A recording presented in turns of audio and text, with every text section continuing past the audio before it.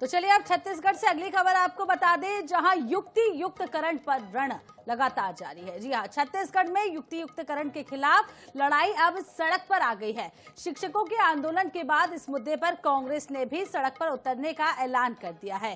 कांग्रेस ने स्कूलों को बंद किए जाने के खिलाफ चरणबद्ध आंदोलन की घोषणा कर दी है।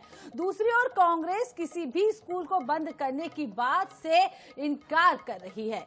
क्यों युक्ति युक्त करंट पर गरमाई है सियासत, देखिए इस रिपोर्ट में।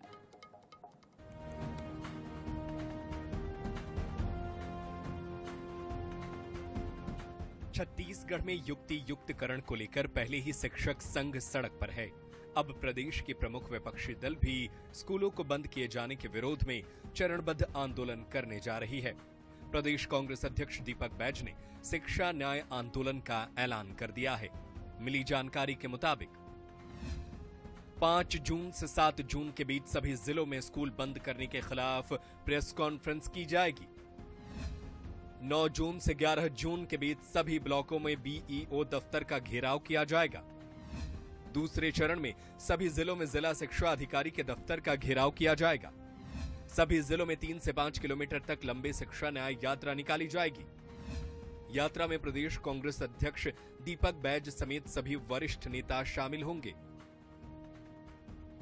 आपको बता दें कि युक्ति युक्त करण पर कांग्रेस जहां 10,463 स्कूलों के बंद होने का आरोप लगा रही है, वहीं राज्य सरकार का कहना है कि स्कूल बंद नहीं किए जा रहे हैं, बल्कि उनका समायोजन किया जा रहा है। सरकार का साफ कहना है कि अतिशेष शिक्षकों को वहां भेजा जा रहा है जहां शिक्षक नहीं है।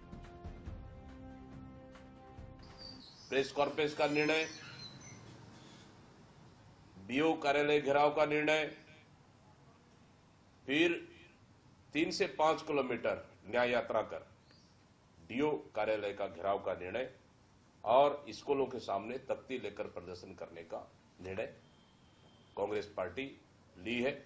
और इसके लिए आज विधिवत पूरे प्रदेश में कांग्रेस पार्टी घोषणा कर रही है, ताकि आने वाला समय में इस सरकार के खिलाफ में जो 10,463 स्कूल बंद कर रही है, उसके खिलाफ में मुखर होकर लड़ाई लड़ सके। देखिए, प्रदर्शन करें क्या करें उनका काम है, लेकिन युक्तियुक्तकरण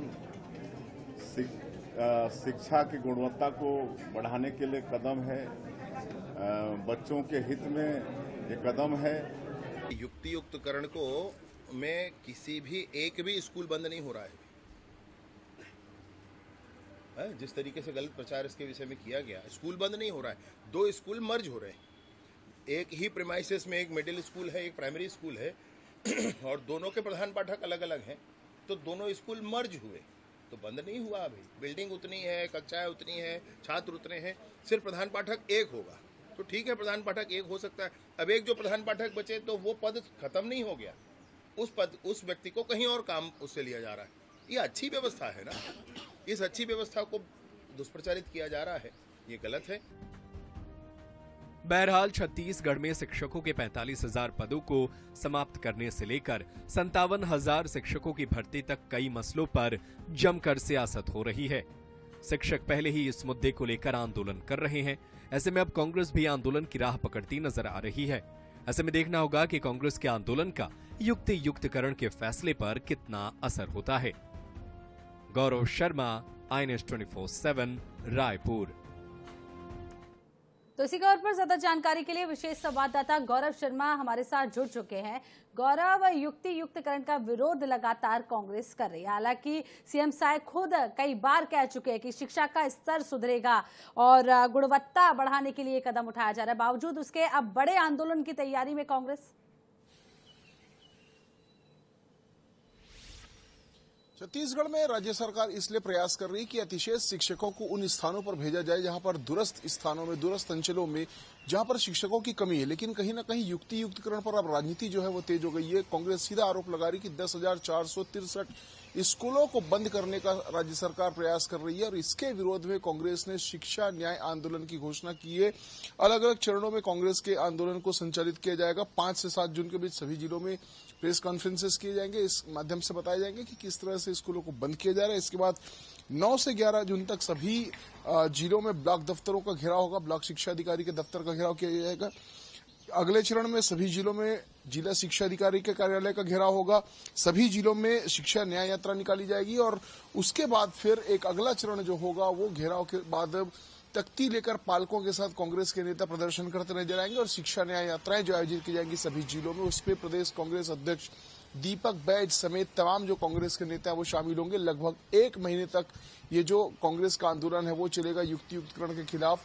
तो कहीं ना कहीं ये बताने की कोशिश की जा रही कि स्कूलों को बंद किया जा रहा है। हालांकि राज्य सरकार इससे पूरी तरह से खारिज कर रही, कांग्रेस के आरोपों को सिरे से नकार रही। सरकार का कहना है कि जो भी स्कूल है उसका समायोजन किया जा रहा है, बंद नहीं किया जा रहा है। लेकिन कहीं ना कहीं अब इस मुद्दे पर धरातल में टकराव जो है वो देखने मिलेगा। पहले ही 45,000 पदों को समाप्त करने को लेकर शिक्षक जो है वो आंदोलन कर रहे हैं।